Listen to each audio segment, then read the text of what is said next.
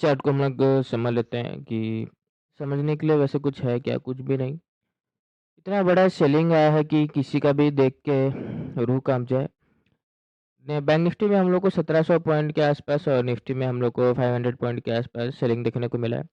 देखो जब ऐसा सेलिंग होता है ना तो यहाँ पर कोई भी इंडिकेटर या कोई भी कैंडलस्टिक पैटर्न कुछ भी एक्चुअली में सच बात काम नहीं आता है।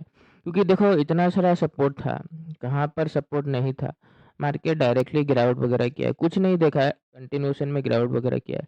देखो ऐसे में अगर तुम कल ट्रेड आइडेंटिफाई करने की कोशिश करोगे ना कि यहाँ पर रुक रहा है, यहाँ पर बायर है, यहाँ पर सेलर है, तो तुमको बिल्कुल भी समझ नहीं आएगा।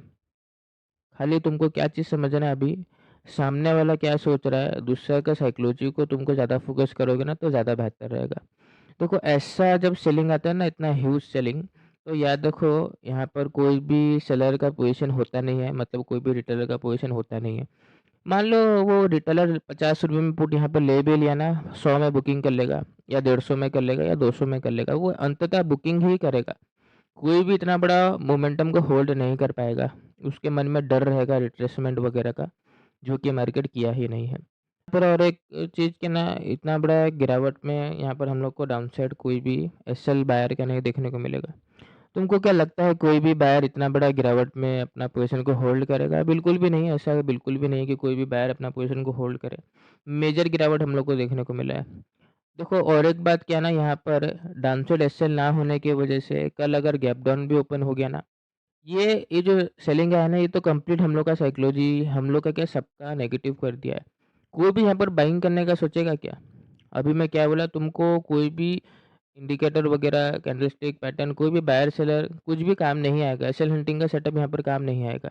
जब ऐसा मोमेंटम होता है ना यहाँ पर तुमको सामने वाला क्या सोच रहा है वही सोचना है। कल क्या होगा अगर गैप डाउन ओपन हो जाएगा सामने वाला क्या सोचेगा वैसे ही नेगेटिव मोमेंटम है और गैप डाउन भी ओपन है वो क्या करेगा? सेलिंग ही करेगा। जैसे आज देखोगे हम लोग सेलिंग जब किए थे, पोजीशन को एग्जिट कर दिए थे जैसे ही पहला कैंडल का ब्रेकडाउन हुआ था। वैसे ब्रेकडाउन के बाद देखोगे कंप्लीट रिकवरी आया तो था। अगर क्या पता हम लोग होल्ड करते वैसे तो लॉस ज़्यादा नहीं था पर फिर भी अगर हम लोग होल्ड करते तो शायद प्रॉफिट बुक कर लेते क्योंकि कंप्लीट रिकवरी वगैरह आया था। पर वही बात है, मार्केट का कुछ भरोसा नहीं है। क्या पता ऐसा गिरावट पहले आ जाता तो।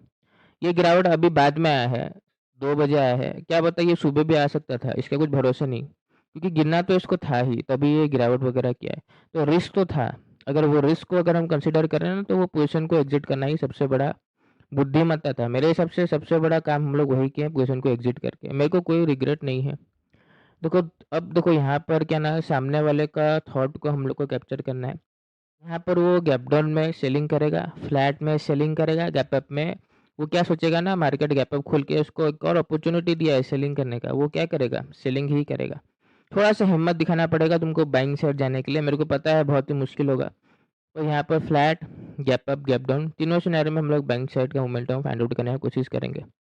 ऑन द स्पॉट सिचुएशन थोड़ा चेंज हो सकता है, प्रॉपर एक इन्फॉर्मेशन के साथ ही ट्रेड करना।